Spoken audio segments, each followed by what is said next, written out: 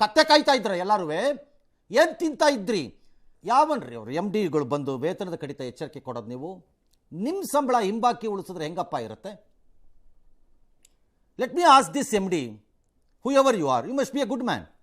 That's a different issue.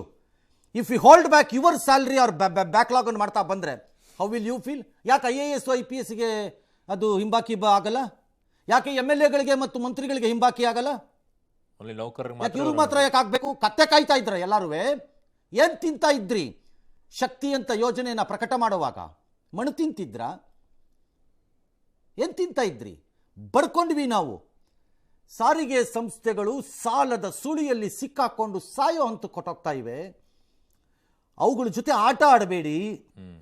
ಶಕ್ತಿ ಅಂತ ಯೋಜನೆ ಈ ಥರ ಜನರಲ್ ಆಗಿ ತರೋದು ತಪ್ಪಿದೆ. ಇದು ವಿಪರೀತವಾದ ಆರ್ಥಿಕ ಹೊರೆಯನ್ನು ತರುತ್ತೆ.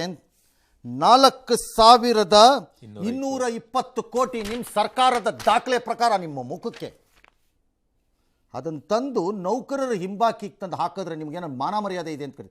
ಶಕ್ತಿ ಸಕ್ಸಸ್ ಉಪ್ಪಿಂಕ ಹಾಕೊಂಡು ನೆಕ್ಕೊಳ್ಳಿ ಆ ಸಕ್ಸಸ್ಸನ್ನು. ರಾಹುಲ್ ಗಾಂಧಿ ಅಮೇರಿಕದ ಒಪ್ಪಂದದಿಂದ ರೈತರು, ನೌಕರರು, ಕಾರ್ಮಿಕರು ಎಲ್ಲ ಬೀದಿಗೆ ಬಂದು ಫುಟ್ಪಾತ್ಗೆ ಬಂದು ಮಾರ್ಕೊಂಬಿಟ್ರಂತೆ ಮೋದಿ.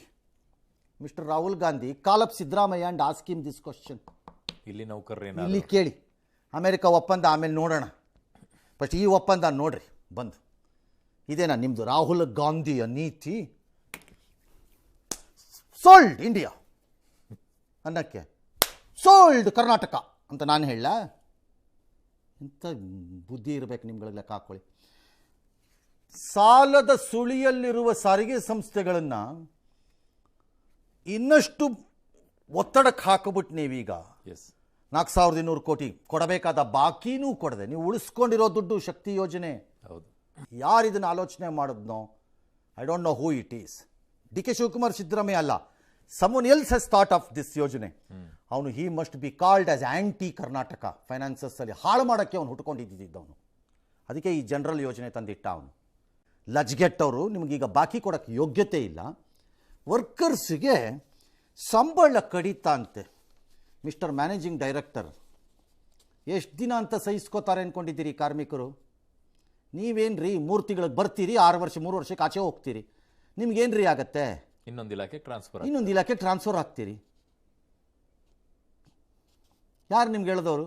ಯಸ್ಮಾ ಅಂತ ಇನ್ನೊಬ್ರು ಯಾರೋ ಒಬ್ರು. ಏನು ನಿಮ್ಮ ಒಬ್ಬರೇನ ನಿಮ್ಮ ತಾತನ ಮನೆ ಆಸ್ತಿನ ಯಸ್ಮಾ ಅಂತಂದರೆ?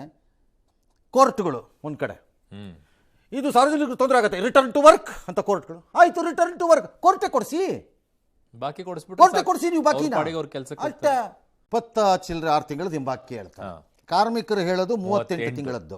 26, 28, 38 12 ತಿಂಗಳ ವ್ಯತ್ಯಾಸ ಇದೆ. ಇದು ಏನಿದು? ರಾಮನ್ ಲೆಕ್ಕನ, ಕಳ್ಳನ್ ಕೃಷ್ಣನ್ ಲೆಕ್ಕನ? ಇದು ಏನು ಲೆಕ್ಕ ಇದು? ಹಿಂದೆ 14 ತಿಂಗಳು ಹೇಳಿದ್ರು, ಈಗ 20. ಅಂದ್ರೆ ಅದನ್ನ ಕೈ ಬಿಟ್ಬಿಡು. ಅಂದ್ರೆ ನನ್ಗೊಂದು ಭಿಕ್ಷಾ ಹಾಕ್ರಪ್ಪ ಅಂತನಾ ರಾಜ್ಯ ಸರ್ಕಾರ? ಭಿಕ್ಷುಕ ರಾಜ್ಯ ಸರ್ಕಾರ ಭಿಕ್ಷಾ ತಗೋತಾ ಇದ್ದೀರಿ.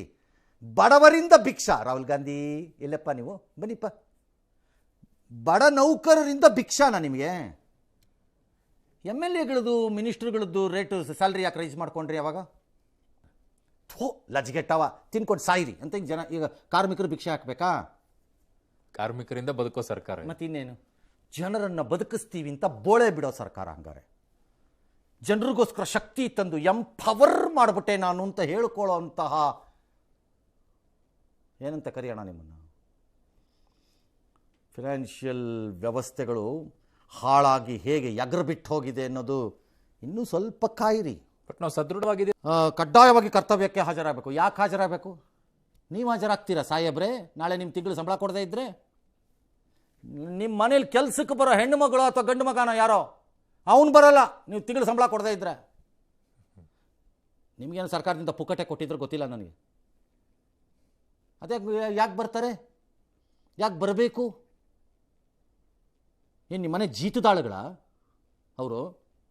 What do you people think of yourselves? What is the transport minister doing? Hold your tongue and talk ಅಂತ ಹೇಳಬೇಕು ಎಲ್ಲರಿಗೂ. Don't treat them like slaves.